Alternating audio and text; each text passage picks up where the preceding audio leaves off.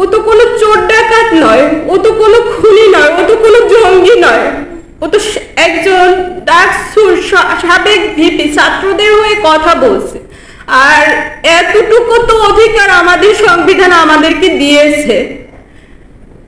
নিজে পায়ে হেঁটে মানে ও কোর্টে উঠতে পারেনি, পুলিশের কাঁধে ভর দিয়ে তারপরে ওকে কোর্টে উঠতে হয়েছিল।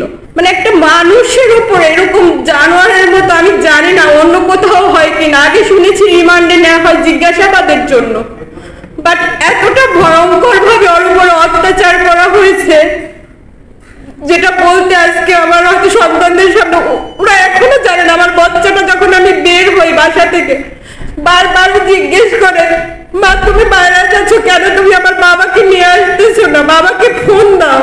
কারণ ওকে ওর বাবাকে ছাড়া ও ঘুমোতে পারে না, ওর বাবার কাছে ও যেহেতু থাকে, ওকে গোসল করে দেয়, খাইয়ে দেয়। জানি না ও সন্তান হিসেবে কিরকম, হাজবেন্ড হিসেবে কিরকম, বাট ও সন্তানদের জন্য সর্বোচ্চটুকু ও করে। তো ও যখন বারবার বলে আমার কাছে জানতে চায় বাবাকে ফোন দাও, বাবা কেন আসে না, উত্তরগুলো আমার কাছে নেই, আমি কি বলবো এখনো জানে না। ওর সামনেও তো আমি এখন বলতেছি ওর বাবা কোথায় আছে, কিভাবে আছে, বলে যে ও হয়তো দেশের বাইরে, ও জানে যে দেশে গেছে, ও আসবে। তো আজকে আমি বলতে বাধ্য হচ্ছি 7 মান্থ রানিং আমি প্রেগনেন্ট, আর আমার 2টা বাচ্চা এই জায়গায় থাকে, ওর বাবার কাছেই থাকে। আমি যেহেতু চাকরি করি, ইভেন আবার নিজে অসুস্থ এখন, যার কারণে ওদেরকে ক্যারি করে আমার জব করা সম্ভব হচ্ছিল না। তো বৃহস্পতিবার দিন আমি আমার থেকে যখন ছুটি নিয়ে নিজের ডক্টর দেখানোর জন্য আসি, শুক্রবার দিন এসে আমি নামি। তো আমার বলতে খুব কষ্ট হচ্ছে। তো ডক্টর তো দূরের কথা, মানে আমার ছোট বাচ্চাটাও অসুস্থ। ওর যখন জন্মগতভাবেই ওর হার্টে 2টা পিডিএফ এবং এডিনোয়েড প্রবলেম আছে, যার কারণে ওয়েট বাড়তেছে না। তো ওর ডাক্তার দেখানো, আমার ডাক্তার দেখানো, দুটোর জন্যই আমি আসা। এই জায়গায় ওকে রেখে গেছিলাম। তো সেই ভয়ঙ্কর রাত, ওকে যখন নিজে শুধু আমরা চিৎকার করতেছিলাম যে আপনারা কারা, কেন নিয়ে যাচ্ছেন, তারা কিছুই বলতেছিল না। তোকে নিয়ে যায়, যাওয়ার পরে আমরা কি করব হতভম্ব। আমাদের বাসার যতগুলো ফোন ছিল সবগুলো ফোন তারা নিয়ে যায়, ইভেন সিকিউরিটি গার্ডের যে নর্মাল ফোন সেটাও তাকে নিয়ে যাওয়া হয় ওই রাতে। তারপর ভোর রাত ওকে নিয়ে যাওয়ার কিছুক্ষণ পরেই আজান দিচ্ছিল। আমি রোডে পাগলের মতো দৌড়াচ্ছিলাম যে কারা নিয়ে যাচ্ছে। সেই 25শে মার্চের রাতের মতো এত ভয়ঙ্কর, এত বীভৎস। আমার মানে কিছু কথা আসলে বলতে আমার খুব কষ্ট হচ্ছে আজকে। ওরা আমাকে ধরেছিল এমন ভাবে, শুধু আমি জানতে চাচ্ছিলাম যে কেন নিয়ে যাচ্ছে। আমার বাচ্চাটা থর থর করে কান্না করতেছিল, বড় বাচ্চাটা ভয়ে সে কান্না করতে পারতেছিল না। ইভেন ওর সাথে তার আগেও একটা ইনসিডেন্ট আমাদের বাসায় ঘটে গেছিল। বললাম আমি যে ছেলেটা ছিল আমাদের বাসায়, তখনও আমাদের দরজা ভেঙে নিয়ে যায়। সো মানসিকভাবে ও ট্রমা চলে যায়, ও কথা বলো আর 5টা সাধারণ বাচ্চার মতো ওর লাইফটা এখন নেই। যাই হোক, তখন নিয়ে যাওয়ার পরে আমরা ডিবি কার্যালয়ে যাই মিন্টু রোডে 7টার দিকে। ও জায়গায় খোঁজ করি যে কারা নিয়ে গেল, যেহেতু প্রশাসন হয়তো নিয়ে গেছে কিনা জানার জন্য ডিবি কার্যালয়ে গেলাম। ওই জায়গা থেকে যেহেতু র্যাবের 2টা গাড়ি ছিল, র্যাব 3-এর, তো তার জন্য র্যাব 3-এ যায়। যখন ওর খোঁজ পাচ্ছিলাম না, তারপর বাধ্য হয়ে নিকটস্থ আমাদের হাতিরঝিল থানায় গেলাম। যেহেতু ওর খোঁজ মানে শুধুই ভয়ে ছিলাম যে আসলে ওকে আমরা ফেরত পাবো কিনা, জানি না, যেভাবে নিয়ে গেছে ওরা। 2বার করে হাতিরঝিল থানা যায়, তারা বলে আমাদের কাছে কোনো তথ্য নেই। যে অনেক সময় কোনো এলাকায় মানে এরকম যদি করা হয় তাহলে নিকটস্থ থানাকে ইনভলভ করা হয়, তাদেরকে জানানো হয়। সো তাদের কাছে বারবার যাওয়া, তারাও কোনো তথ্য দিচ্ছিল না। পাগলের মতো দাঁড়ে দাঁড়ে প্রত্যেকটা প্রশাসনের এসে ঘুরতেছিলাম।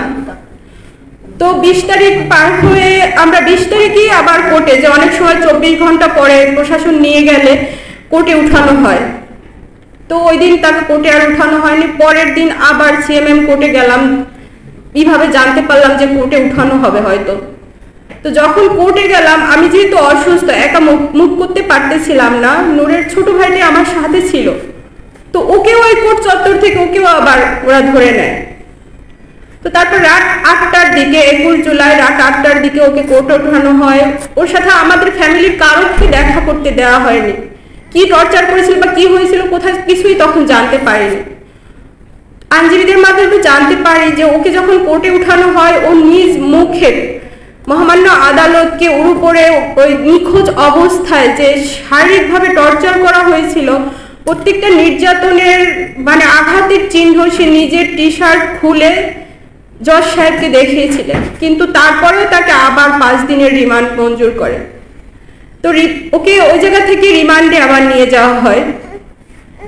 তো রিমান্ডে নিয়ে যাওয়ার পরে রিমান্ডের 5 দিন অতিবাহিত হওয়ার পরে গতকাল যখন কোর্টে উঠানো হয় সে এক বিভৎস চিত্র।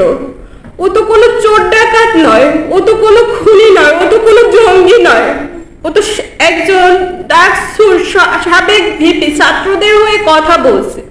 আর এতটুকু তো অধিকার আমাদের সংবিধান আমাদেরকে দিয়েছে। নিজে পায়ে হেঁটে মানে ও কোর্টে উঠতে পারেনি, পুলিশের কাঁধে ভর দিয়ে তারপরে ওকে কোর্টে উঠতে হয়েছিল।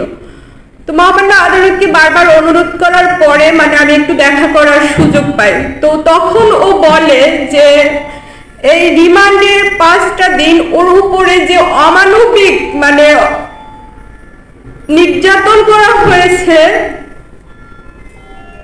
যেটা বলতে আমার মানে একটা মানুষের উপরে এরকম জানোয়ারের মতো, আমি জানি না অন্য কোথাও হয় কিনা, আগে শুনেছি রিমান্ডে নেওয়া হয় জিজ্ঞাসাবাদের জন্য, বাট এতটা ভয়ঙ্কর ভাবে ওর উপরে অত্যাচার করা হয়েছে যেটা বলতে আজকে আমার হয়তো সন্তানদের সামনে ওরা এখনো জানে না। আমার বাচ্চাটা যখন আমি বের হই বাসা থেকে বারবার জিজ্ঞেস করে, মা তুমি বাইরে যাচ্ছ কেন, তুমি আমার বাবাকে নিয়ে আসতেছো না, বাবাকে ফোন দাও।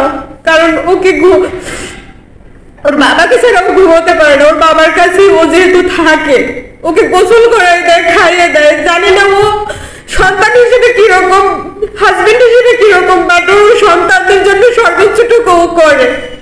তো ও যখন বারবার বলে আমার কাছে জানতে চায় বাবাকে ফোন দাও, বাবা কেন আসে না, উত্তরগুলো আমার কাছে নেই, আমি কি বলবো এখনো জানে না। ওর সামনেও তো আমি এখন বলতেছি ওর বাবা কোথায় আছে, কিভাবে আছে, বলে ও হয়তো দেশের বাইরে, ও জানে যে দেশে গেছে, ও আসবে, সে অপেক্ষা করে। ও করেনি, ও তো কোনো অপরাধ করেনি, ও তো কোনো ভাঙচুরের সাথে জড়িত নয়।